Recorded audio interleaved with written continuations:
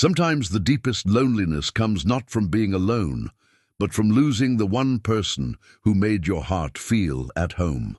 For 62-year-old Eli Stoltzfus, every sunrise in his Amish farmhouse was a reminder that his beloved wife Sarah would never again hum hymns while kneading bread or reach for his hand during evening prayers. 3 years had passed since she went home to the Lord, 3 years of silence broken only by the creak of his rocking chair and the wind through empty rooms.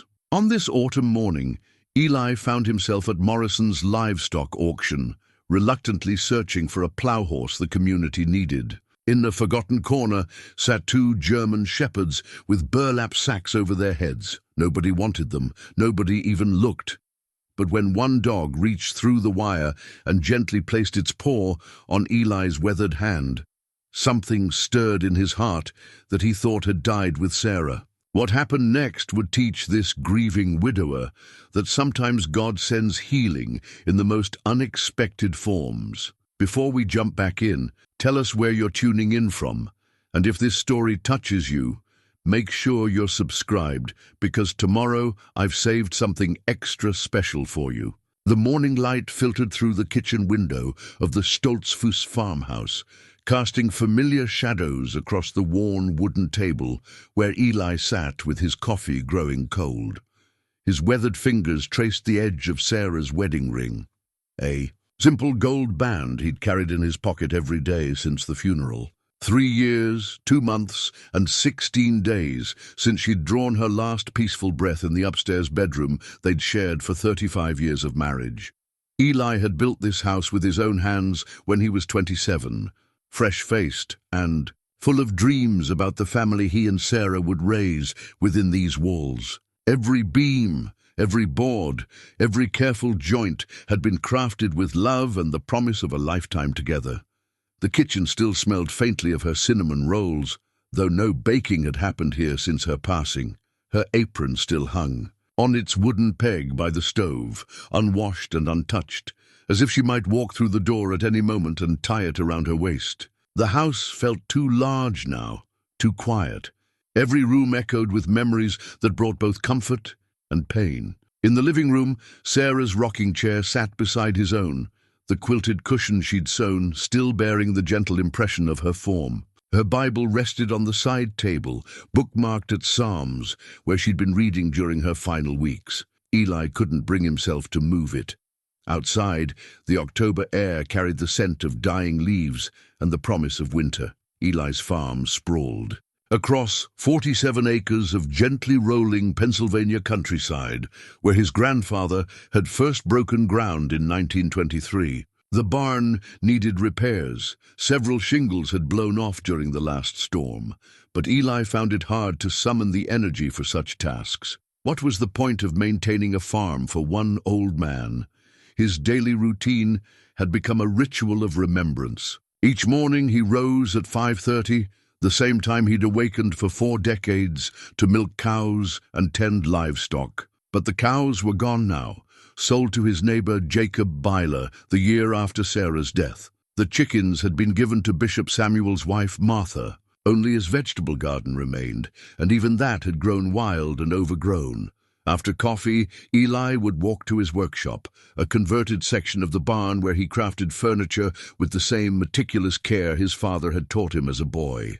The shop was his sanctuary, filled with the honest smell of wood shavings and linseed oil. Here, surrounded by the tools passed down through 3 generations of Stoltzfus men, he could lose himself in the rhythm of plane against wood, the satisfying bite of chisel into grain. His specialty was hope chests, though the irony wasn't lost on him. Young couples from 3 counties sought out his work, knowing that a Stoltzfus chest would last generations. Each piece was signed with his maker's mark, a simple E.S., burned into the wood with a brand his grandfather had forged. Sarah used to say his furniture held pieces of his soul, and perhaps she was right. Every joint was perfect, every surface smooth as silk. "Eli, you work that wood like you're praying," she'd told him once, standing in the doorway with flour dusting her apron. "I can see it in your face when you create something beautiful." Now he worked in silence, the only sounds the whisper of sandpaper and the occasional creak of old barn timbers. No more of Sarah's gentle humming drifting from the kitchen. No more interruptions for fresh-baked cookies and cold milk. Just the endless, hollow quiet that had become his companion.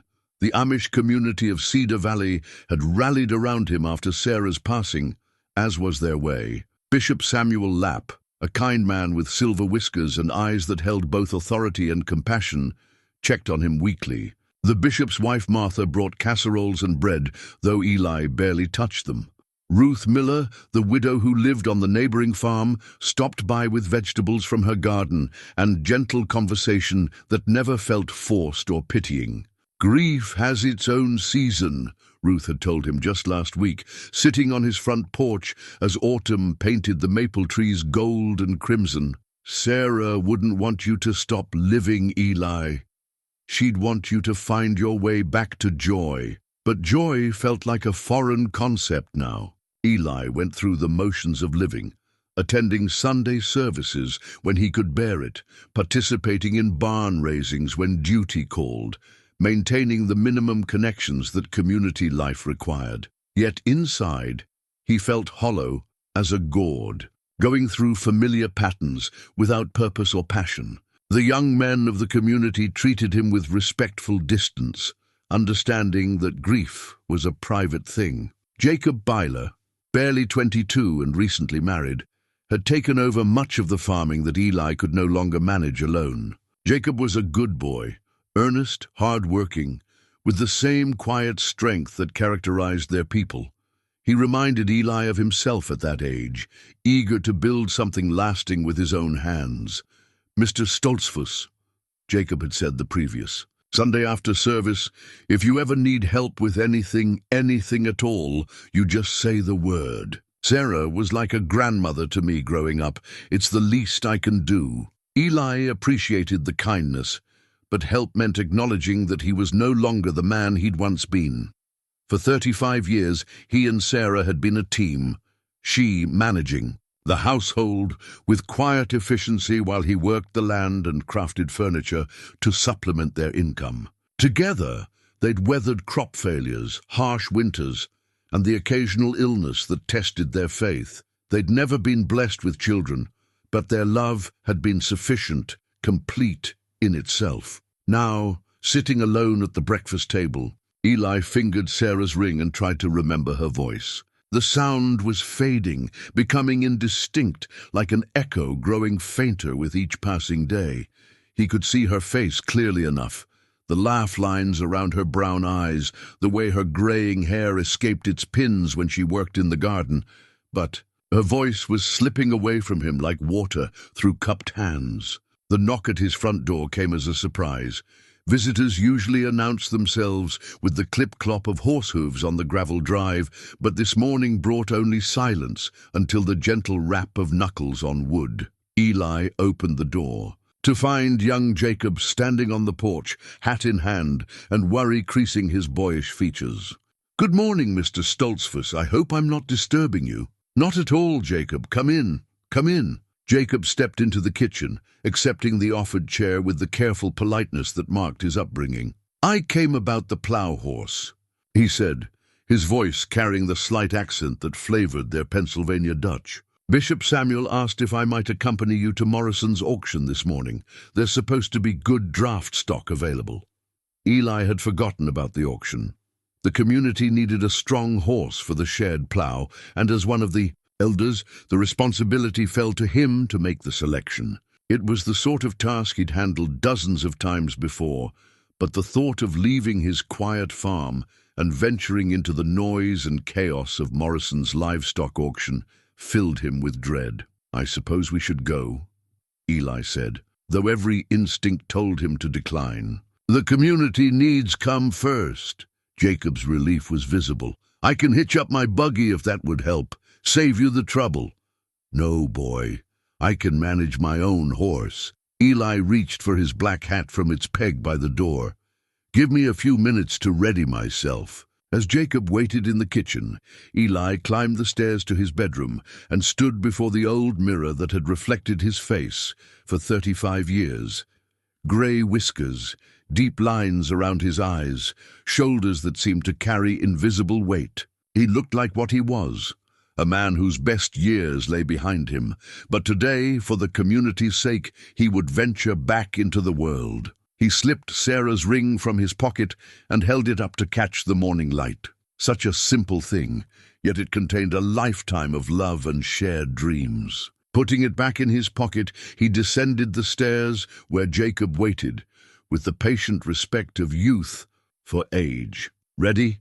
Jacob asked. Eli nodded, though he felt anything but ready. Morrison's auction would be loud and crowded, full of strangers, and the sort of competitive energy that set his teeth on edge. But duty called, and he'd never been one to shirk responsibility, even in grief. "Let's go find ourselves a plow horse," he said, stepping into the autumn morning that would change everything. Morrison's livestock auction sprawled across 5 acres of weathered buildings and muddy corrals, a weekly circus of commerce that drew farmers and dealers from across 3 counties. The parking lot buzzed with diesel trucks pulling livestock, trailers, their engines rumbling like mechanical thunder. Eli tied his horse to the hitching post, reserved for Amish visitors, the familiar clip-clop of iron shoes on gravel, a comforting sound amid the chaos. The auction barn itself was a cavernous structure that reeked of hay, manure, and decades of accumulated sweat. Fluorescent lights buzzed overhead, casting harsh shadows on the concrete floors where hundreds of folding chairs faced a raised platform. The auctioneer's voice crackled through speakers, rapid-fire numbers and descriptions that blended into an incomprehensible stream of commerce. Eli felt immediately overwhelmed. Too many people, too much noise, too many eyes following his distinctive Amish dress with curious stares. He'd forgotten how the outside world felt, intrusive, hurried, lacking the gentle rhythm of community life. Beside him, Jacob seemed equally uncomfortable, his young face tense as he navigated the crowd of English farmers in their baseball caps and work boots. "The draft horses won't come up for another hour," Jacob said, consulting the auction schedule. "Perhaps we could look at the livestock pens while we wait." Eli nodded, grateful for any excuse to escape the suffocating barn. They made their way through a maze of temporary fencing where cattle lowed and sheep bleated in nervous clusters. The air outside was cooler, cleaner, though it still carried the barnyard smells that were part and parcel of such gatherings. At the far edge of the property, away from the main flow of buyers and sellers, Eli noticed a section that seemed forgotten. Here, makeshift pens held the unwanted remnants of failed farms and family tragedies, elderly horses past their working years, goats with minor defects, and in one corner, a sight that stopped him cold. 2 German shepherds sat in a chain link, pen barely large enough for 1 dog, much less 2. What struck Eli most was their stillness. They didn't bark or pace like the other animals. They simply sat, heads down, as if they'd given up hope of rescue. But it was what covered their heads that made his breath catch. Burlap sacks, tied loosely. Around their necks, covered each dog's head completely. The fabric was stained and dirty, clearly having been in place for some time. Through small holes cut for breathing, Eli caught glimpses of dark eyes that held a depth of suffering he recognized all too well. "What in heaven's name?" Jacob whispered, stopping beside him. A man in coveralls emerged from a nearby trailer, tobacco juice staining his beard. His name tag read, "Pete, Livestock Handler." "Those the police dogs?" Jacob asked. Pete spat into the dirt. "German shepherds, yeah, nobody wants them. Been here 3 weeks running. Owner died, family don't want the trouble. Dogs got issues, if you know what I mean." "What kind of issues?" Eli found himself asking, though he wasn't sure why. "Aggressive, supposedly. That's why the sacks. Keep 'em from biting. Family says. They went mean after some kind of trauma. Animal control was going to put 'em down, but the family thought maybe someone might want 'em for farm work or something." Eli studied the dogs more carefully. Despite their stillness, something about their posture suggested alertness rather than defeat. The way they held their heads, the set of their shoulders, these weren't broken animals, but creatures holding. themselves in careful control. "May I approach the pen?" Eli asked. Pete shrugged. "Your funeral, but I wouldn't get too close.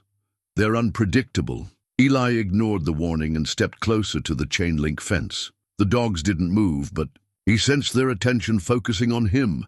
Slowly, carefully, he extended his hand toward the wire mesh. "Eli, perhaps we should—" Jacob began, but his words died as something extraordinary happened. The larger of the two dogs, a magnificent male with a thick coat visible beneath the burlap, slowly lifted his head. Then, with deliberate care, he raised one paw and placed it against the fence where Eli's fingers touched the wire. The contact lasted only a moment, but in that brief connection, Eli felt something pass between them. A recognition of shared pain, perhaps, or simply the acknowledgement of one wounded soul by another. The dog's paw was warm through the metal links, solid and real, and somehow familiar. "Well, I'll be," Pete muttered. "Never seen them do that before." The second dog, smaller and more delicate in build, approached the fence as well. She, for Eli somehow knew this one was female, pressed her body against the wire near his hand, a gesture that spoke of desperate need for gentle touch. "How much?" The words left Eli's mouth before he'd consciously decided to speak them. "4. Both. Nobody's bid on them yet. Figured they'd go for meat price, maybe $40 each. $80. It was more than Eli had spent on anything unnecessary since Sarah's funeral. The prudent thing would be to walk away, to focus on the plow horse that was his actual purpose here. These dogs were someone else's problem, someone else's tragedy, but the memory of that paw touching his hand lingered. In 3 years of grief, nothing had stirred his heart like that simple gesture of connection. "I'll take them," he said quietly. Jacob's eyes widened. "Eli, are you certain? You don't know anything about caring for dogs, especially ones with problems?" Pete looked equally surprised. "You sure, mister? These ain't pets. They're damaged goods." "I'm sure." Eli reached for his wallet, counting out 4 $20 bills with hands that trembled slightly. "I'll need help getting them into my wagon." "Your funeral," Pete repeated, but he pocketed the money quickly enough. "Got a trailer I can load 'em in?" "No trailer, just my wagon." Pete's eyebrows rose, but he shrugged. "Customer's always right, I guess." The process of loading the dogs proved surprisingly easy. Despite their supposed aggression, both animals allowed themselves to be led on leashes without resistance. They climbed into Eli's wagon with the patient resignation of creatures accustomed to transportation, settling in the back among the hay bales he'd brought for cushioning. Jacob climbed onto the wagon seat beside Eli, his expression troubled. "The community will have questions about this decision. Let them ask." Eli took up the reins, noting how the dogs remained perfectly still despite the wagon's movement. Sometimes a man has to follow his heart instead of his head. The drive home passed in relative silence, broken only by the steady clip-clop of his horse's hooves and the occasional creak of wagon wheels on gravel. Eli found himself glancing back frequently at his unusual cargo. The dogs sat motionless, those terrible burlap sacks still covering their heads, but something in their posture suggested alertness rather than defeat. As they turned into his lane, Eli felt a strange mixture of anticipation and uncertainty. He had no idea how to care for dogs, much less traumatize ones.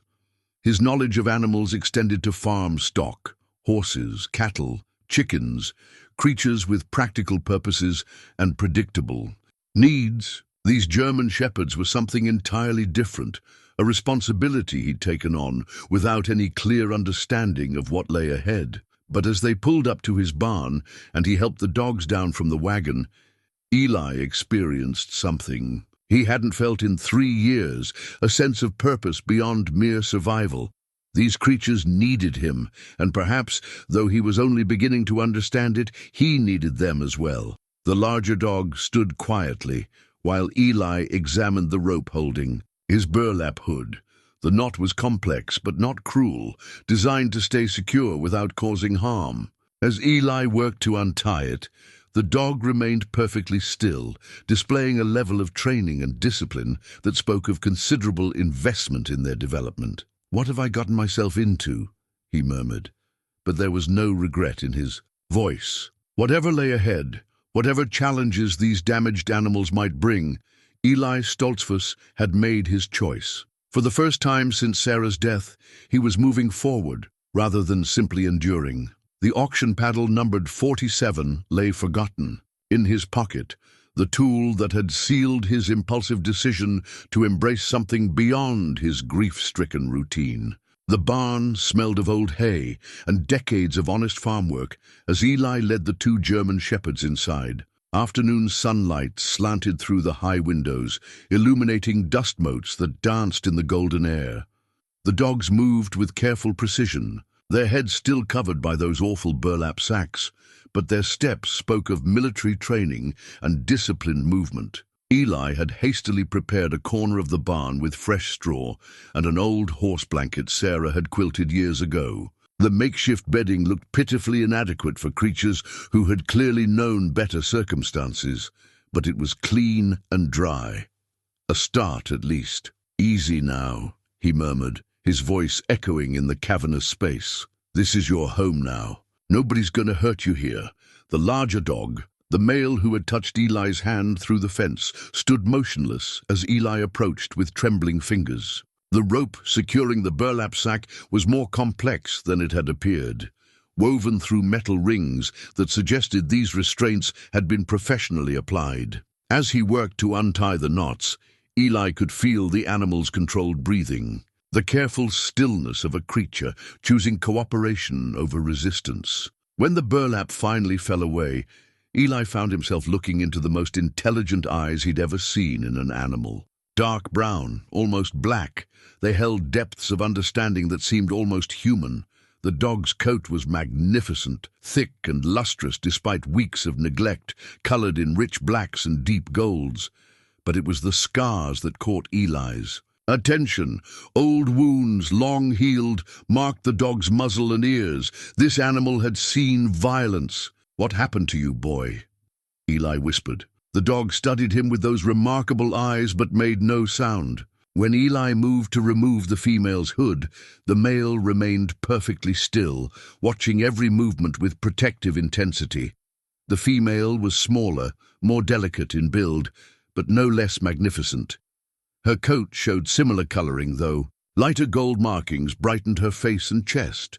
She had fewer visible scars, but her eyes held the same depths of memory and carefully controlled wariness. When both animals were free of their restraints, they stood side by side, neither moving away from Eli nor approaching him, simply waiting. "You're probably hungry," Eli said, though he had no idea what to feed German shepherds. "Let me see what I can find." In Sarah's pantry, he discovered an old wooden bowl she'd used for mixing bread dough. The rich patina spoke of decades of use, and Eli's hands trembled as he filled it with water from the well pump. Everything in the house carried Sarah's touch, her memory, her careful stewardship of their shared life. For food, he opened a can of beef stew from his meager supplies and spooned it into another bowl, one of Sarah's everyday dishes, cream-colored. Pottery with tiny blue flowers around the rim. She would have approved of feeding hungry animals, he knew. Her gentle heart had never turned away a creature in need. When he returned to the barn, both dogs remained exactly where he'd left them. Such discipline was unusual, almost unnatural.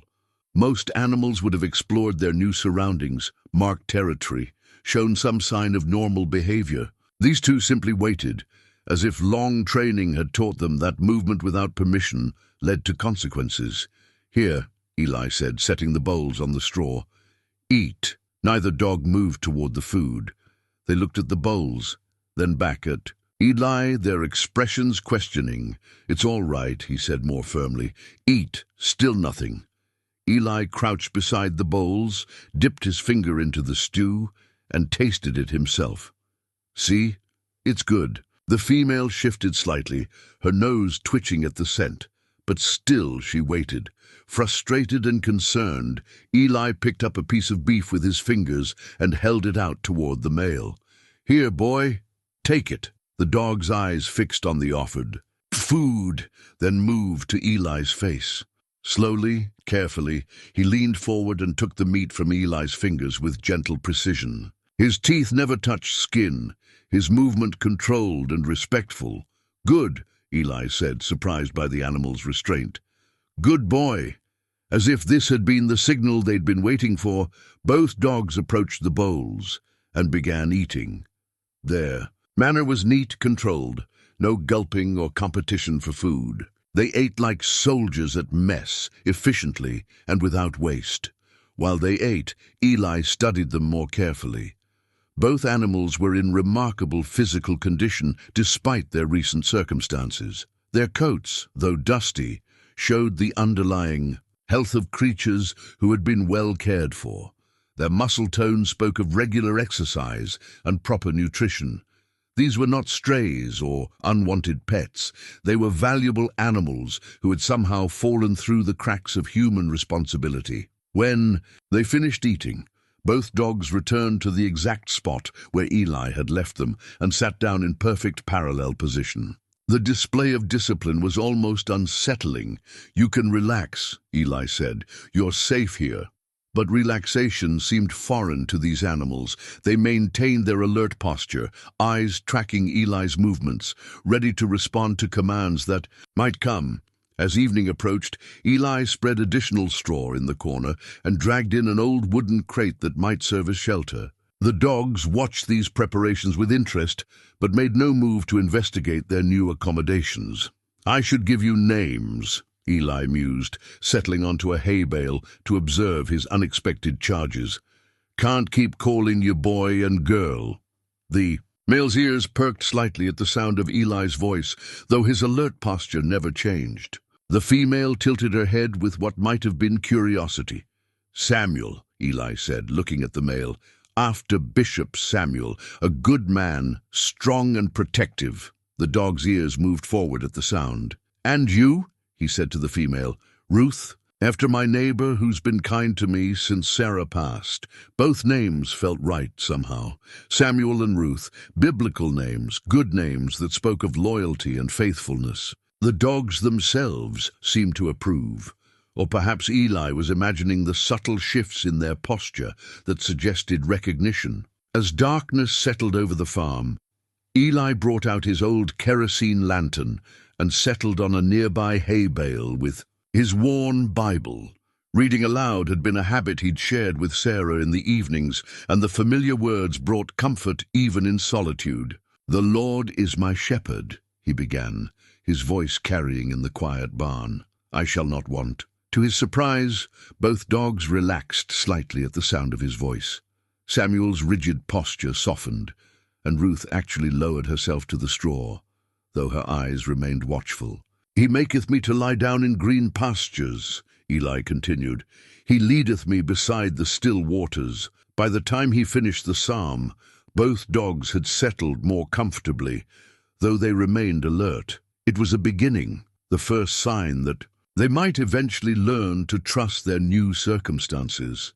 When Eli finally extinguished the lantern and prepared to return to the house, he paused at the barn door. "Good night, Samuel. Good night, Ruth. Sleep well." Neither dog moved as he left, but Eli carried with him the sense that he was no longer quite so alone. For the first time in 3 years, something other than grief filled the quiet spaces of his evening. 3 days into their new arrangement, Eli discovered the first clue to Samuel and Ruth's mysterious past. While brushing the accumulated dust and debris from Samuel's thick coat, his fingers encountered something hard beneath the fur at the base of the dog's neck. Parting the hair carefully, he found a worn leather collar that had been completely hidden by the animal's impressive mane. The collar was old but well made, fashioned from quality leather that spoke of considerable expense. Most intriguingly, it bore a metal name tag, though years of wear had rendered the engraving nearly illegible. Eli could make out what might have been letters, scratched and worn smooth by time and weather, but the original name remained a mystery. "Locked in scarred metal. Someone loved you once," Eli murmured, running his thumb across the damaged tag. Someone cared enough to give you a proper collar. Samuel stood perfectly still during the examination, displaying the same remarkable patience that characterized both dogs. They had adapted to their new routine with military precision, eating when food was offered, relieving themselves in the designated area Eli had established behind the barn, returning to their designated corner without being told. It was this very obedience that sometimes unnerved Eli. Normal dogs showed personality, preferences, the small rebellions that marked individual character. Samuel and Ruth seemed to have had such traits trained out of them, leaving behind creatures of almost mechanical compliance. But gradually, as the days passed, small signs of their underlying nature began to emerge. Ruth had a habit of tilting her head when Eli spoke, as if translating his words into some internal language. Samuel's eyes tracked every movement with protective intensity, positioning himself between Eli and any potential threat, even something as harmless as Jacob approaching the barn. "They're beautiful animals," Jacob had said during his visit to check on Eli's welfare, "but there's something different about them.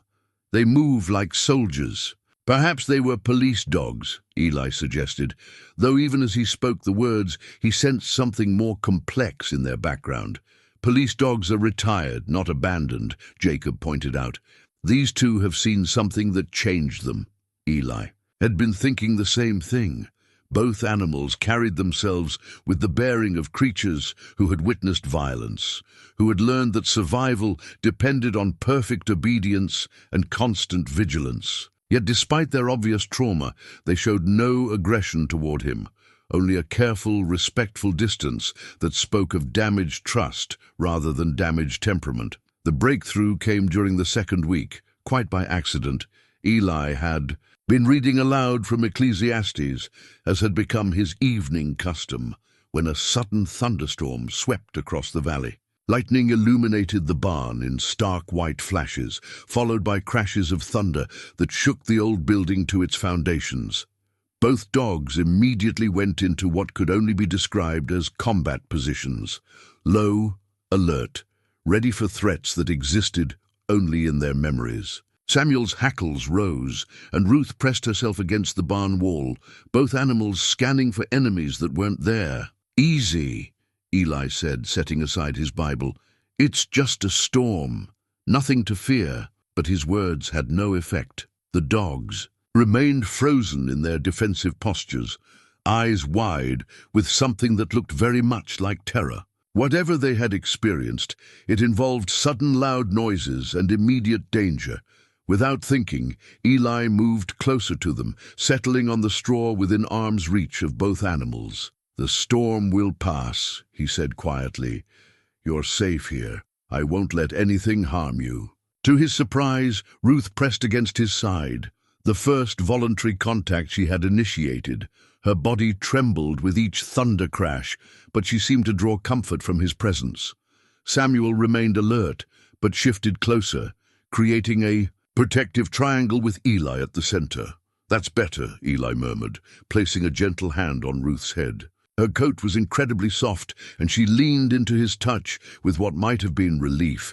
"We'll weather this together." As the storm raged outside, Eli found himself sharing stories of other storms he and Sarah had endured. The blizzard of '98 that had trapped them in the house for 6 days. The tornado that had missed their farm by mere yards, leaving them shaken but grateful. The ice storm that had brought down power lines and forced the community to rely on kerosene lamps and wood stoves for warmth. "Sarah always said storms reminded us how small we are," Eli told the dogs, his voice barely audible above the thunder. "How much we depend on God's mercy and each other's kindness." By the time the storm passed, both dogs had relaxed considerably. Ruth remained pressed against Eli's side, and Samuel had actually lowered himself to the straw, though his ears still tracked every sound. It was progress, the first crack in the armor of their self-imposed isolation. The next morning brought Bishop Samuel to Eli's door, his weathered face creased with concern. "Jacob tells me you've taken in some dogs," he said without preamble. The community is wondering about your decision. They needed help. Eli replied simply, leading the bishop to the barn, where Samuel and Ruth waited in their usual positions. Bishop Samuel studied the animals with experienced eyes. Like most Amish men, he understood livestock and could read character in the bearing of animals. "These are not farm dogs," he said after a long moment. "They've been trained for something specific, perhaps. But they're gentle creatures who've known hardship." "The English world can be complicated, Eli. These animals may carry complications you don't understand." Eli felt a stirring of something he hadn't experienced in years, the need to defend something precious. "They're healing," he said firmly. "And perhaps they're helping me heal as well." Bishop Samuel's expression softened. "If that's the case, then God's hand may be in this. But be cautious, brother. Sometimes the past has ways of catching up with us." After the bishop left, Eli returned to the barn, where Samuel and Ruth waited with their patient alertness. The leather collar with its illegible name tag caught the morning light, a reminder that these animals had histories he might never fully understand. "Whatever brought you here," he told them, "you're home now. The past can't hurt you anymore." But even as he spoke the words, Eli wondered if he was making a promise he might not be able to keep. The careful way both dogs scanned for threats, their immediate response to sudden sounds, their almost military precision, all spoke of training that went far beyond ordinary police work. Someone had invested considerable time and resources in these animals. Someone had shaped them into the disciplined, capable creatures they'd become, and somewhere that someone might still be looking for them. For now, though, it was enough that they were here, sharing his solitude, and slowly, carefully, learning to trust again. Whatever tomorrow might bring, today they were safe in his care. The morning mist clung to Cedar Valley Cemetery like a prayer made visible, transforming familiar headstones into ghostly sentinels in the grey dawn.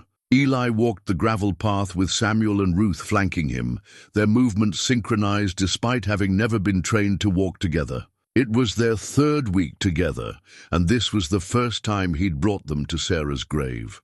The dogs had shown remarkable adaptation to farm life, though their military bearing never fully relaxed.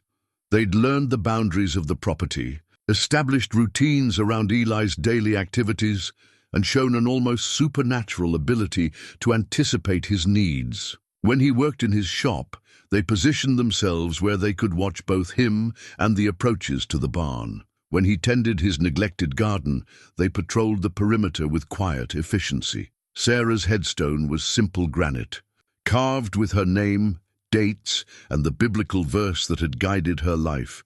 "She openeth her mouth with wisdom, and in her tongue is the law of kindness." Eli had chosen the words from Proverbs, knowing they captured the essence of the woman who had shaped 35 years of his existence. "This is Sarah," he told the dogs, settling cross-legged on the grass beside the grave. "She would have loved you both."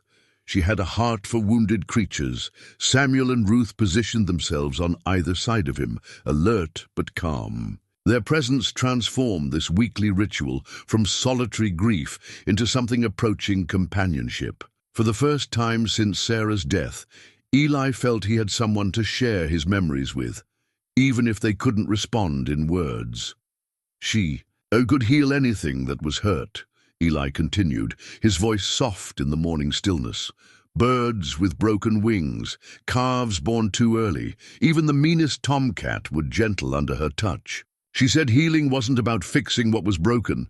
It was about loving something enough to give it time to fix itself. The dogs listened with the same attentive stillness they brought to everything, but Eli sensed something deeper in their posture. Ruth's ears pricked forward when he mentioned healing, and Samuel's eyes never left his face. "I failed her at the end," Eli admitted, speaking words he'd never said aloud. "The cancer came so fast, and I didn't know how to help. All those years of her healing others, and I couldn't heal her. The guilt had been his constant companion since Sarah's death, the bitter knowledge that for all his carpentry skills, all his careful attention to detail, he'd been powerless when it mattered most. He'd built her hope chests that would last generations, but he couldn't build her more time. Samuel shifted closer, not touching but offering his solid presence. These animals understood something about loss, about the weight of helplessness in the face of forces beyond control. Their eyes held recognition of his pain. From the gravesite, they walked the familiar paths of Eli's childhood, past the one-room schoolhouse where he'd learned his letters, through the covered bridge that spanned Miller's Creek around the edges of farms where 3 generations of families had worked the same soil. Samuel and Ruth moved with him like shadows, their protective instincts gradually extending to encompass not just Eli, but the entire route he traveled. It was Ruth who first noticed the car. They were returning from the cemetery when she stopped abruptly, her head turning toward the main road. Samuel immediately joined her alert stance, both dogs focusing on something Eli couldn't see through the trees. Their posture shifted into what he'd come to recognize as their combat readiness, low, balanced, ready for immediate action. "What is it?" Eli asked, following their gaze. Through the gaps in the autumn foliage, he caught a glimpse of dark metal, a sedan parked on the shoulder of the county road that bordered his property. The vehicle seemed out of place in their rural area, too clean and new for local farmers, too formal for casual travelers. The dogs remained frozen until the car finally moved on, but their alertness left Eli unsettled. In 3 weeks of living together, he'd never seen them react to simple traffic. Whatever they'd sensed in that vehicle had triggered responses honed by training he was only beginning to understand. That afternoon brought Ruth Miller to his door, her arms laden with fresh bread and the gentle concern that had sustained him through his darkest months. She was a woman of 68, widowed herself for nearly a decade, with silver hair and eyes that missed very little of what happened in their close-knit community. "Those dogs of yours are causing quite a stir," she said, settling into Sarah's chair on the front porch. "Martha Lapp says they're too well trained to be ordinary animals." "They've had good instructions somewhere," Eli admitted, watching Samuel and Ruth position themselves where they could observe both the conversation and the surrounding area. "But they're gentle enough." "Gentle, yes. But look at them, Eli. They're watching everything, cataloging every movement. Those aren't pets. They're working animals without work to do." Ruth's observation was accurate. Even now, as the dogs appeared to rest in the afternoon sunshine, their ears tracked every sound, their eyes constantly scanned for changes in their environment. They were beautiful animals, but there was nothing relaxed about their vigilance. "I've been thinking about putting them to work," Eli said, "teaching them to help around the farm." "What kind of work?" Eli had been considering this question for days.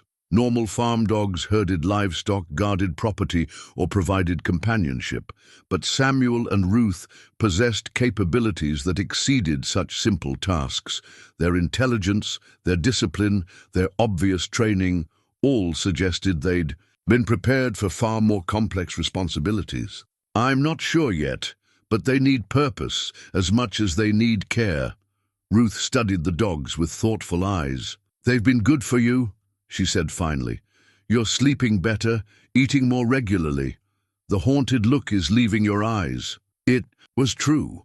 The constant companionship, the responsibility of caring for something beyond himself, the simple pleasure of watching 2 traumatized creatures slowly learn to trust, all had worked changes in Eli's daily existence. He still grieved Sarah's absence, but the paralyzing weight of that grief had begun to lift. "Perhaps God sent them to you," Ruth continued. "Perhaps they needed healing as much as you did." That evening, as storms again threatened the valley, Eli established a new routine.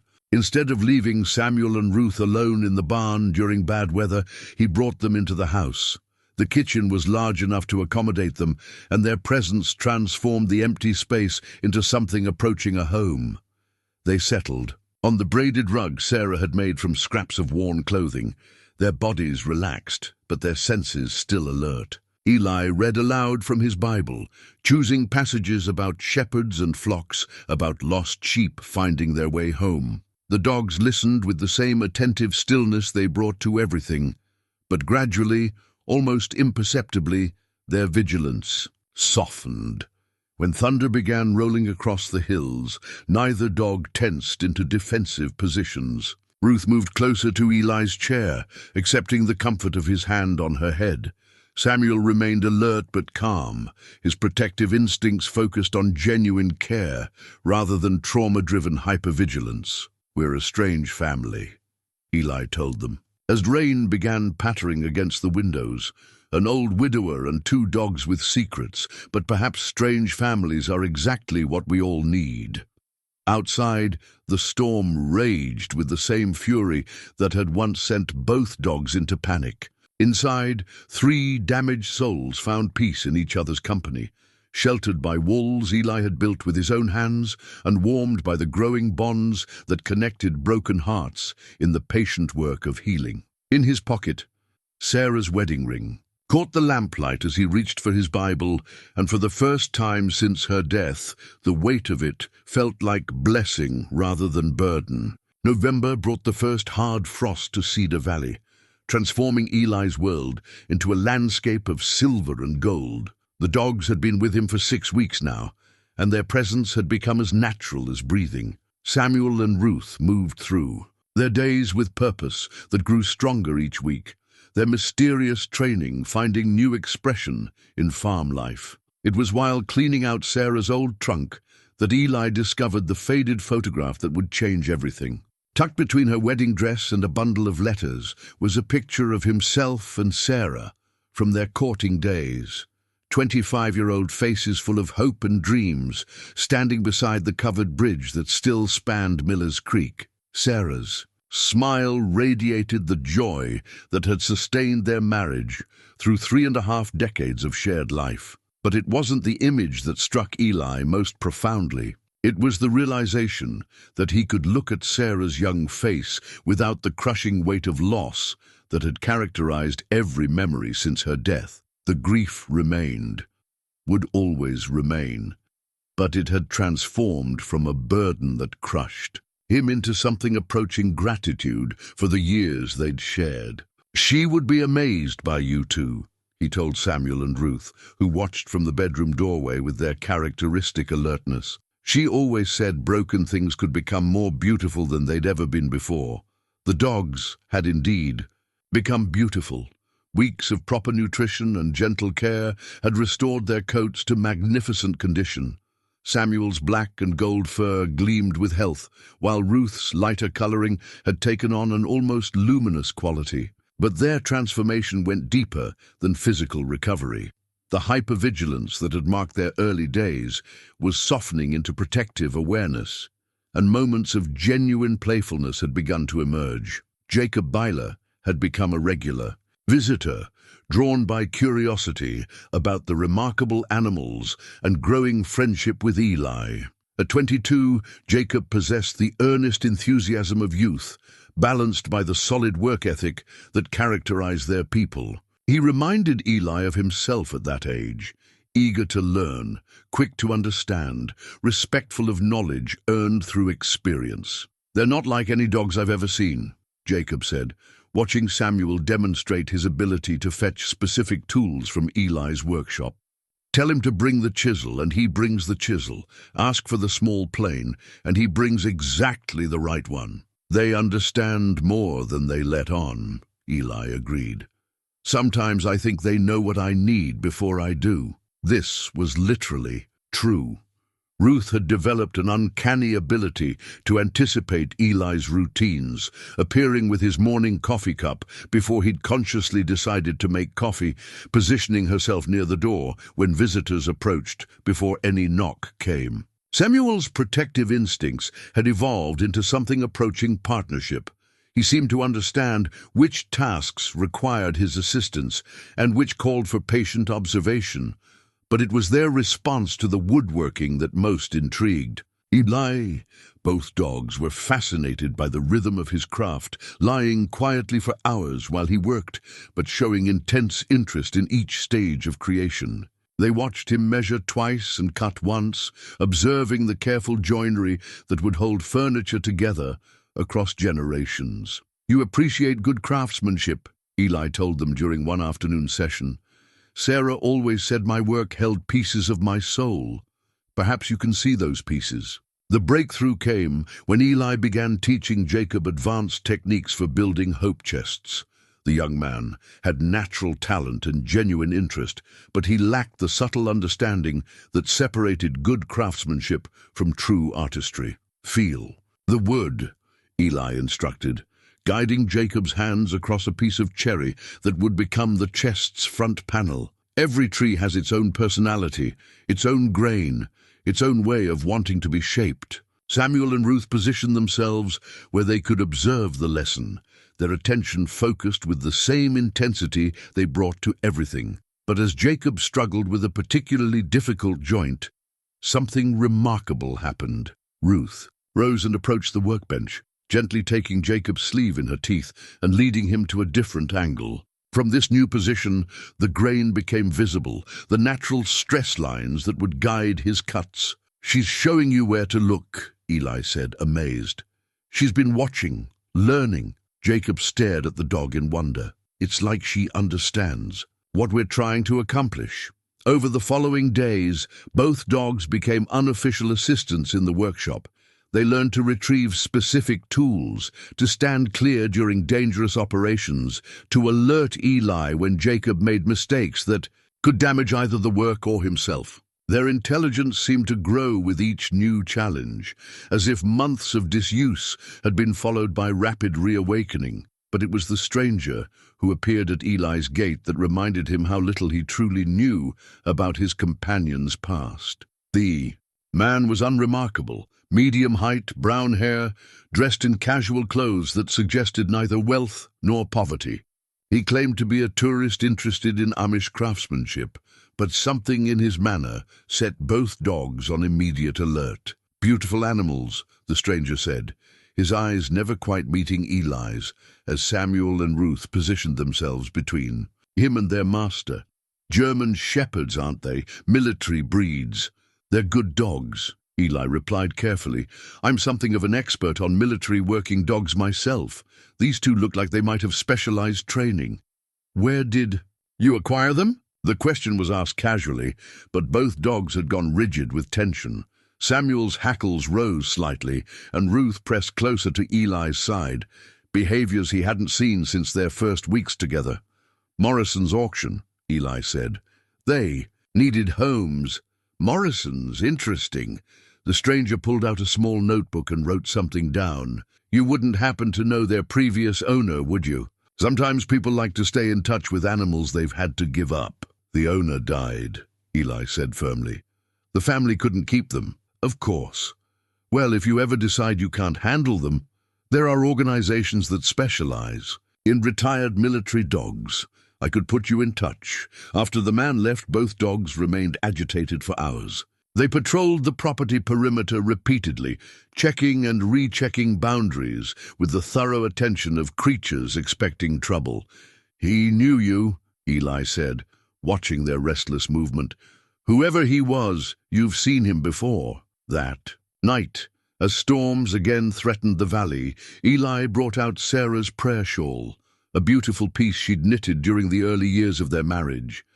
The soft wool still carried the faint scent of her lavender soap, and wrapping it around his shoulders brought comfort that felt like her presence. "I don't know what you're running from," he told Samuel and Ruth as they settled near his chair, "but whatever it is, we'll face it together." Outside, the wind picked up, rattling windows and setting loose shutters to banging. But inside, three souls who had found each other in the aftermath of loss, prepared to defend the peace they'd built together, no matter what shadows from the past might threaten their hard-won healing. The man who arrived at Eli's farm on a cold December morning looked nothing like the casual tourist who had visited weeks earlier. This one wore a dark suit, despite the rural setting, carried himself with unmistakable authority, and drove a government sedan that screamed federal agent.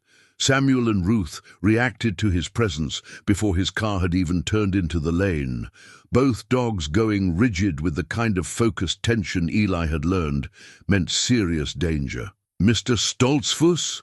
The man approached, with confident strides, flashing a badge that identified him as Agent Marcus Cole, Department of Defense. "I need to speak with you about the animals you purchased at Morrison's auction."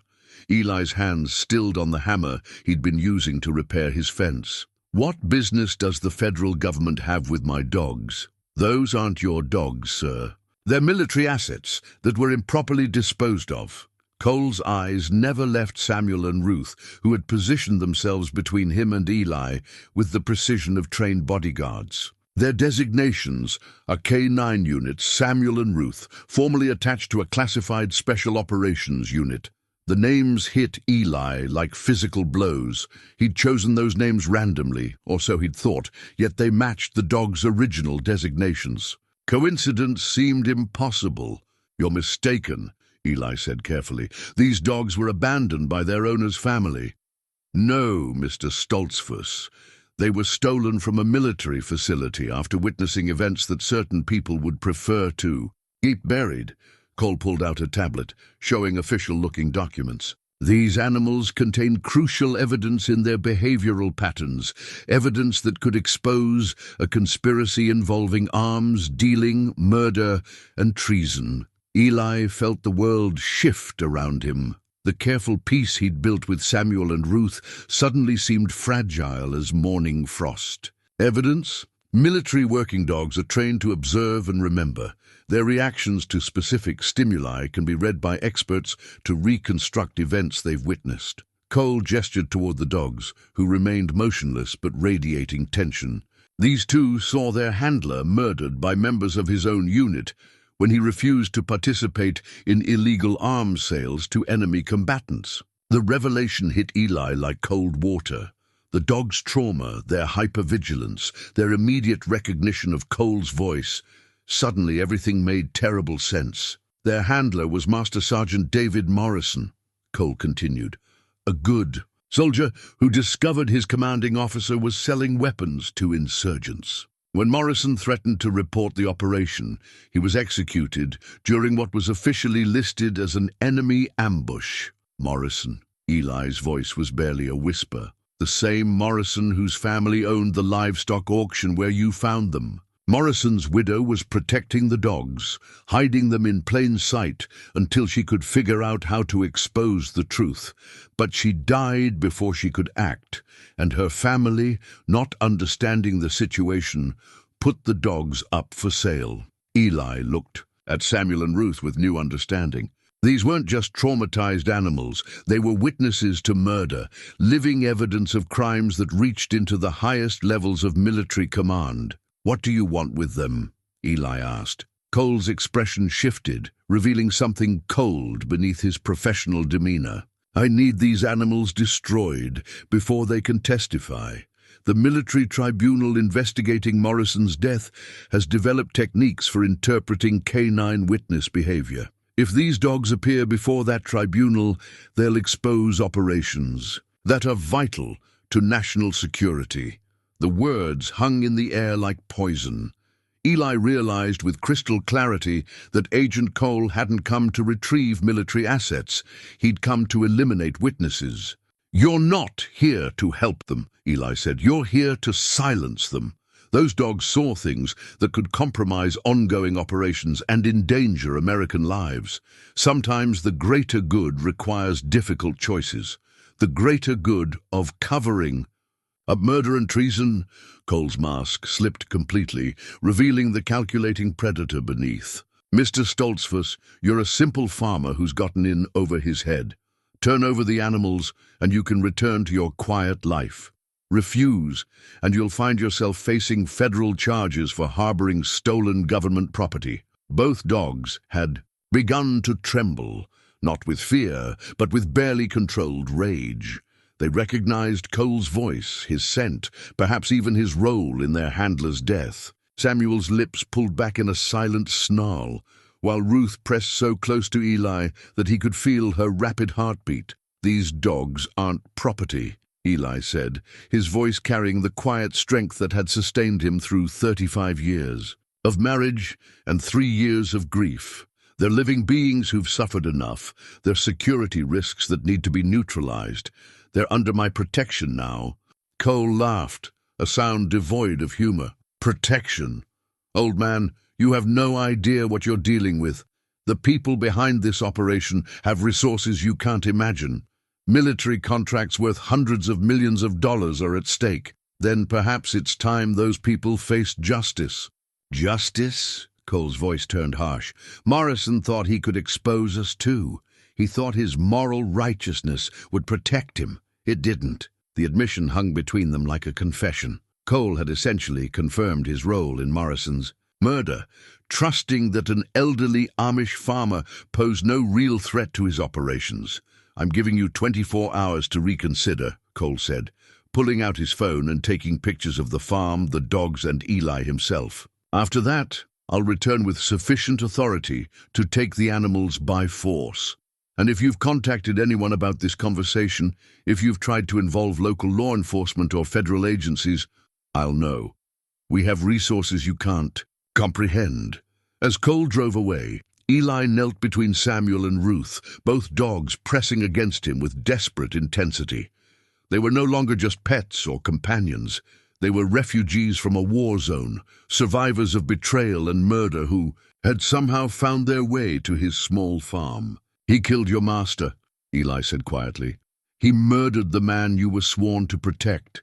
Samuel's dark eyes met his, and in their depths, Eli saw not just intelligence, but a profound sense of justice betrayed. These dogs had been trained to serve and protect, to give their lives for their human partners. To witness that partner's murder by fellow soldiers must have shattered their fundamental understanding of loyalty and duty. "But you're safe now," Eli continued, though he wondered if that was true. "Whatever happens, I won't let him hurt you." That evening, as snow began falling over Cedar Valley, Eli sat in his kitchen with Samuel and Ruth pressed close against his legs. Sarah's prayer shawl wrapped around his shoulders, he contemplated the impossible situation that had fallen into his lap. He was just one man, alone on a small farm, facing government agents with unlimited resources and no moral constraints. By any reasonable measure, he should surrender the dogs and hope that Cole would keep his word about leaving Eli alone. But reasonable measures had never governed Eli's life. He'd built his marriage on faith rather than certainty, his farm on hope rather than guaranteed success, his craft on the belief that beauty and integrity mattered more than profit or efficiency. And now, looking into the eyes of two dogs who had already lost everything once, he made the decision that would define the rest of his days. "We don't surrender to evil," he told them, his voice carrying the quiet conviction that had sustained 3 generations of Stoltzfus men. "Whatever it costs us, we don't surrender." Outside, the snow continued falling, covering the farm in pristine white that would show the tracks of anyone who approached. Inside, an elderly widower and 2 traumatized war dogs prepared to make their stand against forces that should have overwhelmed them. But sometimes, Eli reflected, the most powerful weapons weren't guns or government authority. Sometimes they were simple things: courage, truth, and the unbreakable bonds that form between souls who refuse to abandon each other in the face of darkness. Samuel's military dog tags, hidden beneath his thick fur, caught the lamplight as he shifted closer to Eli's chair. Tomorrow would bring whatever Cole had planned, but tonight they were together, and that would have to be enough. The 24 hours Cole had given him passed like sand through an hourglass, each minute bringing Eli closer to a confrontation he was woefully unprepared to face. But as dawn broke over Cedar Valley, on what might be his last day of peace, Eli discovered he wasn't as alone as he'd believed. Jacob arrived before breakfast, his young face set with determination that reminded Eli of himself at that age. Ruth Miller told me about the federal agent, he said without preamble. The whole community knows something's wrong. This isn't your fight, boy, isn't it? Jacob's eyes blazed with righteous anger. You took in 2 abandoned animals and gave them love and care. Now the government wants to murder them to cover up crimes? If that's not our fight, then we've forgotten who we're supposed to be. Behind Jacob came Bishop Samuel, his weathered face grave but resolute. The community has discussed this matter, he said in his measured way. We cannot stand by while innocent creatures are destroyed to protect the guilty. But Bishop, Eli, our people have always believed that evil flourishes when good men do nothing. These dogs have harmed no one. They seek only to live in peace under your protection. We will not allow corrupt men to destroy that peace. By noon, Eli's farm had been transformed into something resembling a fortress, though one built by people who had no experience with actual warfare. The community had arrived in force, men with the weathered hands of lifelong farmers, women carrying baskets of food for what might be a long siege, children old enough to understand that something important was happening, but too young to grasp the full danger. Ruth Miller had taken charge of documentation, setting up Jacob's borrowed camera equipment to record whatever transpired. If they mean to commit crimes in broad daylight, she said, her grandmother's quilt tucked around her shoulders, then let those crimes be witnessed. Samuel and Ruth moved through the gathering with careful attention, their protective instincts extending to encompass everyone who had come to their aid. They seemed to understand that these people were risking their own safety for the sake of 2 dogs they barely knew, and their eyes held depths of gratitude that would have brought tears if Eli had been a man given to crying. While the community prepared for Cole's return, Eli found himself in his workshop, seeking solace in the familiar rhythm of creation. Sarah's prayer shawl was draped around his shoulders as he worked on what might be his final piece. A small wooden cross, hand-carved from a piece of oak that had fallen in their first year of marriage. "What are you making?" Jacob asked, finding him bent over the workbench. "A reminder," Eli said, testing the smoothness of the wood with his thumb. "Sarah always said that when we face evil, we must remember what we're really fighting for." "And what's that?" Eli held up the cross, simple and unadorned but perfect in its proportions. The belief that every living thing has value, that the strong should protect the weak, that love matters more than power. Jacob took the cross, turning it over in his hands with the reverence he brought to all of Eli's work. "It's beautiful," Sarah would have said. "It holds a piece of my soul."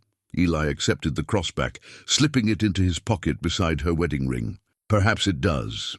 The afternoon brought disturbing news from the outside world. Ruth's nephew, who worked for the county sheriff's department, reported that federal agents had been asking questions about Eli and his dogs.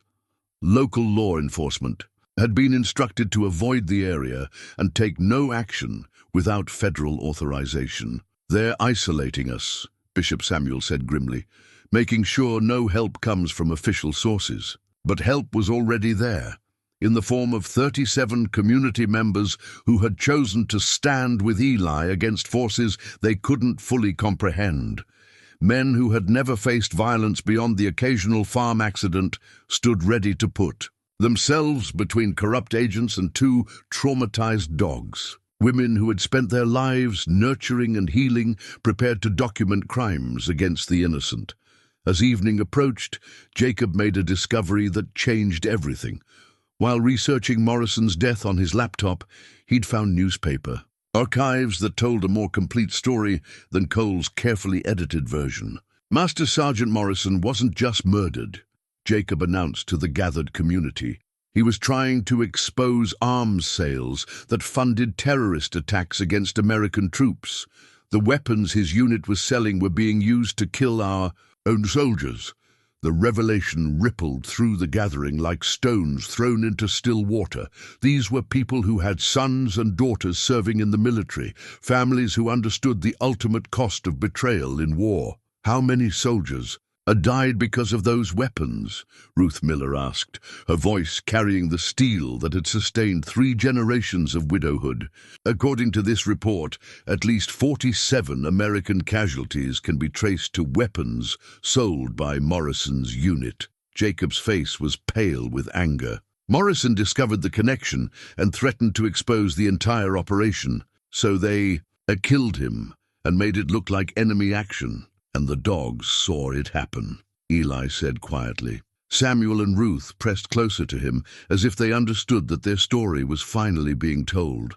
"They saw their master murdered by men he trusted," Bishop Samuel said, his voice carrying the weight of moral authority. No wonder they were traumatized. As darkness settled over the farm, the community arranged itself in a protective circle around Eli's house and barn. Lanterns flickered like earthbound stars, casting warm light on faces set with quiet determination. These were people who had faced drought, flood, and economic hardship with the same patient strength they now brought to this unprecedented crisis. "Coal will come at dawn," Eli predicted, standing in his doorway with Samuel and Ruth flanking him like guardian angels. "He'll expect to find me alone and frightened. Instead, he'll find all of us," Bishop Samuel replied, "and the truth waiting to meet him." But even as the community settled in for the long night ahead, Eli felt the weight of what he was asking of them. These were peaceful people, committed to nonviolence by generations of faith and tradition. They were farmers and craftsmen, parents and grandparents, not soldiers trained for combat. Yet when Cole arrived with whatever force he brought, they would stand between him and 2 innocent animals, armed with nothing but moral conviction and the certainty that some things were worth defending, regardless of the cost. In his pocket, Sarah's wedding ring and the wooden cross pressed against each other, symbols of the love that had shaped his life and the faith that would guide whatever came next. Outside, 37 neighbors maintained their vigil, their presence a testament to the power of community and shared purpose. Samuel and Ruth settled beside his chair as they had every evening for weeks. But tonight, their alertness carried a different quality. They were no longer hiding from their past.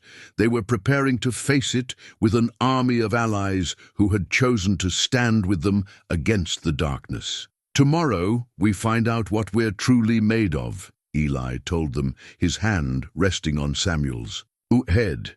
"But whatever happens, you'll know you were loved.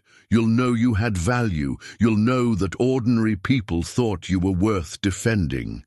The dogs pressed closer, their warmth a comfort against the cold night and the uncertain dawn. Outside, lanterns flickered like prayers made visible, while inside, 3 souls who had found each other in the aftermath of loss prepared for the battle that would determine whether justice or corruption would prevail. At midnight, snow began, falling again, covering the farm in white that would make any approaching vehicles visible long before they reached the house. It was a small advantage, but Eli had learned to be grateful for whatever gifts Providence provided. Sarah's prayer shawl wrapped around his shoulders, her ring in his pocket, and her memory in his heart. Eli Stoltzfus prepared to face the morning that would test everything he believed about courage, justice, and the power of ordinary people to stand against extraordinary evil. Dawn came grey and cold, with frost glittering on the bare branches like scattered diamonds. Eli stood on his front porch, his carpentry hammer hanging loose in his weathered hand, not as a weapon, but as a symbol of the life he'd built with honest work and patient care. Samuel and Ruth flanked him, their alert postures speaking of readiness for whatever the morning might bring. The black sedans appeared at exactly 7 o'clock, 3 vehicles moving in formation down the country road that led to Eli's farm. Behind him, the community maintained their silent vigil. 37 souls who had chosen to stand between corruption and innocence, armed with nothing but moral conviction and the unshakable belief that some things were worth defending. Agent Cole emerged from the lead vehicle, no longer bothering with the pretense of casual authority. He wore tactical gear and was accompanied by 6 men whose bearings screamed military contractor, the sort of mercenaries who handled problems that official agencies couldn't touch. "Mr. Stoltzfus," Cole called, his voice carrying across the frozen ground. "I see you've chosen to make this more complicated than necessary." "I've chosen to protect innocent lives," Eli replied, his voice calm despite the hammer of his heartbeat. "Something you seem to have forgotten how to do." Cole's eyes swept over the assembled community with calculating precision. These people have no idea what they're interfering with. Last chance to send them home before this becomes a federal incident. "We're not going anywhere," Bishop Samuel said, stepping forward with the quiet authority that had guided the community for 2 decades. "These dogs are under our protection now." "Protection?" Cole laughed, the sound sharp as breaking glass. "Old man, you're harboring witnesses to classified military operations. That makes you accessories to treason." Behind Cole, his men spread out in a loose formation, hands resting near concealed weapons. They moved with the fluid precision of professionals, men accustomed to solving problems through overwhelming force.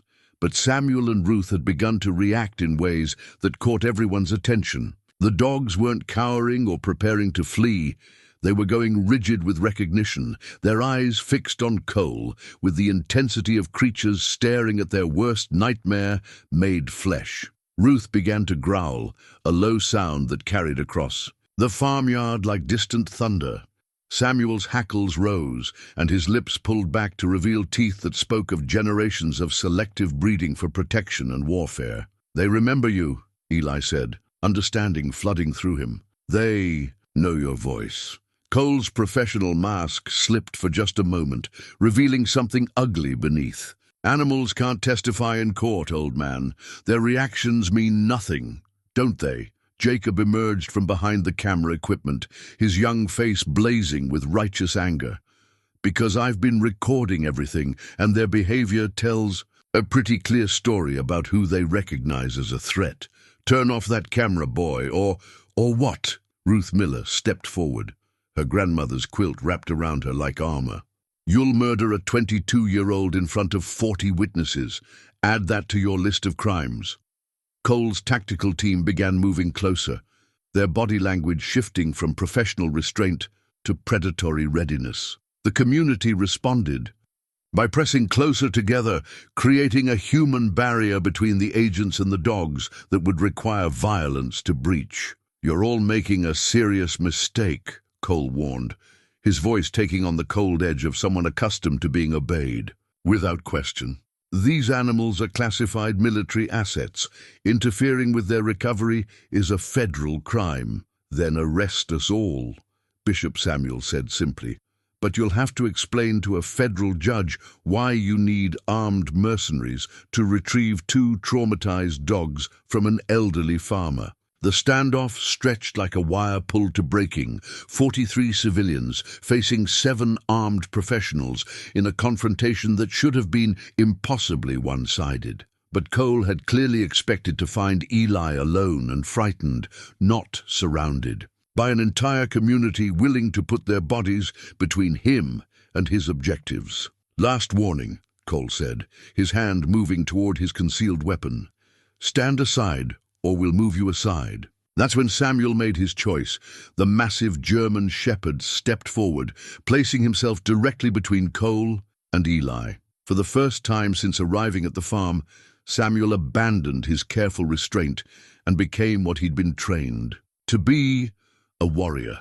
His growl deepened to a sound that seemed to come from the earth itself, and every line of his body spoke of barely controlled violence. But it wasn't aggression born of fear or trauma. This was the righteous fury of a soldier whose master had been murdered, whose loyalty had been betrayed, whose faith in the very people he'd sworn to serve had been shattered by corruption and greed. Ruth joined her companion, the smaller female moving with deadly grace to flank Cole's position. Both dogs had transformed from traumatized refugees into what they'd always been, beneath the damage. Elite military assets trained to protect the innocent and destroy threats to justice. "Call them off," Cole demanded, his voice losing its professional, calm for the first time. "Call them off or I'll have them shot." "They're not attacking," Eli observed, his voice carrying wonder at what he was witnessing. "They're testifying." It was true. Samuel and Ruth weren't preparing to attack. They were demonstrating their recognition of Cole as a threat, their bodies speaking a language that needed no translation. Every person present could see the dog's absolute certainty that this man represented danger, could witness their protective instincts focusing with laser precision on the greatest threat to their new family. "Shut that camera off," Cole snarled at Jacob, his mask of authority finally slipping completely. "Shut it off now." "No," Jacob said simply, his young hand steady despite the fear that flickered in his eyes. "The world needs to see this." Cole's hand moved toward his weapon, the gesture triggering a response from his tactical team. 6 men began reaching for concealed firearms, their movements smooth and practiced. That's when the community made their own choice. 43 unarmed civilians stepped forward as one, creating a human wall between the armed agents and their targets. Men who had never held weapons more dangerous than farming tools stood ready to die for 2 dogs they'd known for weeks. Women who had spent their lives nurturing and healing, prepared to sacrifice themselves to protect innocence from corruption. "You'll have to go through all of us," Bishop Samuel said, his voice carrying the quiet strength that had sustained his people through generations of persecution. "Every single one of us." Cole stared at the human barrier in disbelief. His tactical advantage meant nothing if he was willing to commit mass murder in front of cameras. His government authority was useless against people who valued principle more than personal safety.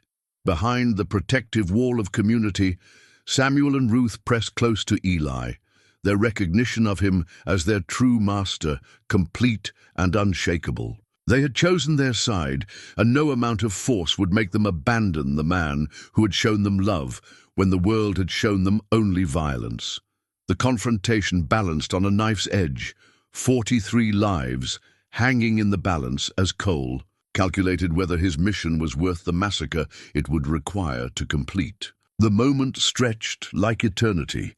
43 lives balanced against the desperate calculations of a man whose world was collapsing around him. Cole's eyes darted between the human wall protecting Eli and the cameras recording every second of his disgrace. His tactical team waited for orders that would either secure their mission or damn them all. Then Samuel did something that changed everything. The magnificent German shepherd approached Cole with deliberate, measured steps. Not the aggressive charge of an attacking animal, but the purposeful movement of a soldier giving testimony. When he reached arm's length from the corrupt agent, Samuel sat in perfect military formation and began to shake. Not the trembling of fear, but the convulsive response of trauma triggered by proximity to his master's killer. His entire body spoke of recognition, of memories too terrible to bear, of witness to betrayal that had shattered his fundamental understanding of loyalty and duty. Ruth joined him, her smaller frame pressed against Samuel's side in mutual support. Both dogs fixed their eyes on Cole with unwavering intensity, their behavior providing testimony more damning than any human witness could offer. "You see them," Eli said, his voice carrying across the frozen farmyard with quiet authority. "Everyone can see them. They know you, Agent Cole. They remember what you did to Master Sergeant Morrison." Cole's composure finally cracked completely. "Shut up. You don't know anything about military necessity, about the greater good." "The greater good?" Bishop Samuel's voice cut through Cole's desperate justifications like a blade through cloth. "You murdered a soldier who tried to stop you from selling weapons to terrorists. You betrayed your own country for money. Morrison was going to destroy operations worth hundreds of millions of dollars." Cole's voice rose to a near shout, his careful facade abandoned in favor of naked self-justification. He would have compromised assets across 3 theaters of operation. "Assets that were killing American soldiers," Jacob added, his camera capturing every word of Cole's unraveling confession. "You were selling weapons to insurgents who used them against our own troops." The admission hung in the air like poison. Cole had essentially confessed to treason in front of 43 witnesses and at least 2 cameras, his desperation overriding decades of operational security training. Behind Cole, his tactical team began exchanging glances that spoke of professionals, recognizing a mission gone catastrophically wrong. These were mercenaries, not true believers, and the prospect of facing federal charges for mass murder was rapidly outweighing whatever payment they'd been promised. "Stand down," one of them said quietly. "This isn't what we signed up for." "You don't give orders here," Cole snarled, whirling to face his own men. "We complete the mission." "What mission?" another tactical officer asked. "Murdering 40 civilians to cover up your war crimes? That's not military necessity, that's suicide." The tactical team's defection left Cole truly alone for the first time. His authority evaporated like morning mist, revealing him for what he truly was: a desperate criminal whose crimes had finally caught up with him.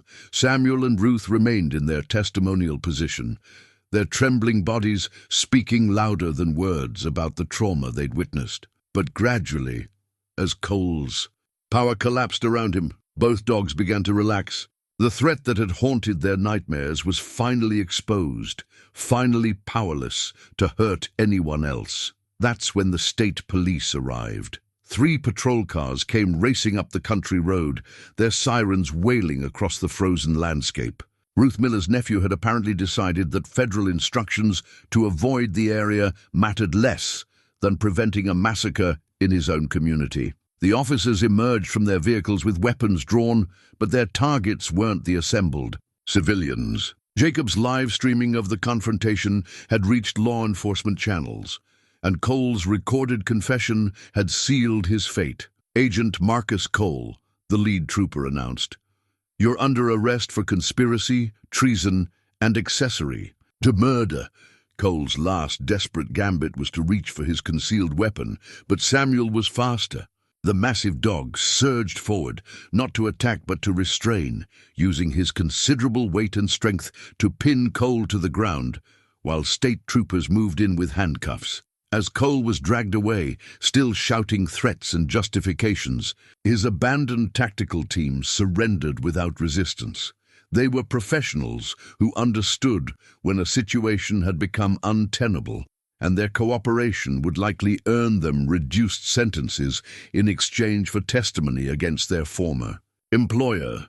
The farmyard erupted in cheers and tears as the community realized their impossible victory. They had stood against federal authority and corruption, and they had won, not through violence but through unity, courage, and the unshakable conviction that some things were worth defending regardless of the cost. Samuel and Ruth approached, Eli with steps that spoke of liberation from trauma that had defined their existence. The threat that had haunted their memories was gone, defeated not by superior firepower, but by the power of truth and the courage of ordinary people who refused to abandon the innocent. As Eli knelt between his dogs, both animals pressed against him with the desperate affection of souls, finally, truly free. Samuel's military dog tag chain had broken during the struggle with Cole, the metal links scattered on the frozen ground like symbols of a traumatic past, finally severed. They were no longer military assets or traumatized refugees. They were simply Samuel and Ruth, beloved companions who had found their way home to a place where broken souls could heal in safety and love. 6 months later, on a warm June morning that painted Cedar Valley in shades of green and gold, Eli stood in his workshop, putting the finishing touches on a sign that would mark the transformation of his farm and his life. The wood was carefully selected oak, aged and mellowed to a rich patina that would weather decades of Pennsylvania seasons. The letters, carved by hand with the same precision he brought to all his work, read simply, "Stoltzfus Farm, a place of second chances." Samuel and Ruth lay nearby, their positions relaxed but alert as they supervised his work with the patient attention they brought to everything. The hypervigilance that had marked their early months together had mellowed into protective awareness, and the scars of their trauma had healed into wisdom and strength rather than fear and suspicion. The dogs had become local celebrities of sorts, their story of courage and redemption spreading far beyond Cedar Valley. Military families from across the country had written letters thanking Eli for protecting animals who had served their nation with honor. The documentary Jacob had created from his footage of Cole's arrest had won awards and sparked congressional investigations into military contractor corruption. But for Eli, the greatest change was simpler and more profound. He was no longer alone. "Looking good," Jacob said, emerging from the house where he'd been installing new kitchen cabinets under Eli's careful instruction. At 23 now, Jacob had grown into his role as Eli's unofficial apprentice, his natural talent for woodworking blossoming under patient guidance. "Mrs. Miller thinks you should add something about the dogs, specifically." Ruth Miller had become a regular presence at the farm, her friendship with Eli deepening into something that honored Sarah's memory while creating space for new companionship. She wasn't trying to replace what Eli had lost. She was helping him discover what he might still find. "The sign says what it needs to say," Eli replied, testing the smoothness of the carved letters with his fingertips. "Anyone who needs a second, a chance will understand." And they had come, a steady stream of damaged souls seeking the healing that Eli and his farm had become known for. Veterans struggling with trauma found peace working alongside Samuel and Ruth, whose own recovery served as living proof that healing was possible. Troubled teenagers discovered purpose in learning traditional crafts from Eli's patient instruction. Families torn apart by loss and conflict found common ground in the shared work of restoration and creation. The military tribunal investigating Morrison's death had concluded 6 weeks earlier, with Cole and 17 co-conspirators receiving sentences ranging from 25 years to life imprisonment. The dog's behavioral testimony had proven crucial in establishing the timeline and circumstances of Morrison's murder, their responses to evidence, and suspects providing confirmation of witness statements and physical evidence. Samuel and Ruth had testified in their way with dignity and courage that honored their fallen master's memory. They had sat in perfect formation while prosecutors played recordings of Cole's voice, their visible distress serving as powerful evidence of his role in the conspiracy. When the verdicts were announced, both dogs had seemed to understand that justice had finally been served. "They're at peace now," Eli told Jacob, as they carried the completed sign to its place beside the farm's main gate. "Their duty to Morrison is finished. They can live for themselves now." The transformation in both animals was remarkable to witness. Samuel had regained the playful nature that military training had suppressed, often engaging Jacob in games of fetch that tested the young man's throwing arm. Ruth had developed into a gentle therapy animal, somehow sensing which visitors needed comfort and providing it with the same instinctive wisdom that had helped her survive trauma. The afternoon brought Bishop Samuel for his weekly visit, the elderly leader's face showing the satisfaction of a man who had seen moral courage rewarded and justice prevail. "The community takes pride in what happened here," he said, admiring the new sign. "We stood for what was right, and the world took notice." "The world took notice of the dogs," Eli corrected gently. "We just provided witness. Sometimes witnessing is the most important work we can do." As evening approached, Eli found himself in Sarah's memorial garden, a space he'd created that spring among her favorite flowers. The roses she'd loved were blooming in profusion. Their perfume carried on warm breezes that spoke of summer's promise. Samuel and Ruth helped tend the garden, their presence transforming what had been a shrine to loss into a celebration of life. Continuing, "She would be proud," Eli said, addressing the simple headstone where Sarah's name was carved in granite. "Proud of the dogs, proud of the community, proud of what we've all become. Ruth pressed against his side, her gentle weight, a comfort that no longer carried the desperate need of early trauma, but the contented affection of a soul at peace. Samuel settled nearby, his dark eyes reflecting the evening light with intelligence and warmth rather than the haunted wariness that had marked their first meeting. As darkness settled over the farm, Eli settled into his rocking chair on the front porch, the same chair where he'd spent so many evenings, lost in grief and isolation. But now Samuel lay at his feet, while Ruth rested her head on his lap, their breathing synchronized with his own, in the rhythm of a family formed not by blood, but by choice and sacrifice and love. "Tomorrow brings what tomorrow brings," Eli murmured, his voice carrying the contentment of a man who had discovered that endings could become beginnings, that broken things could be made whole, and that sometimes the greatest gifts came disguised as the heaviest burdens. In his pocket, Sarah's wedding ring caught the porch light as he reached for his Bible, its familiar weight now a comfort rather than a burden. Beside it, the wooden cross he'd carved during their darkest hour served as a reminder that faith could move mountains, or at least help 3 damaged souls find their way to healing. The story of the Amish man and 2 German shepherds had become legend, but the reality was simpler and more profound.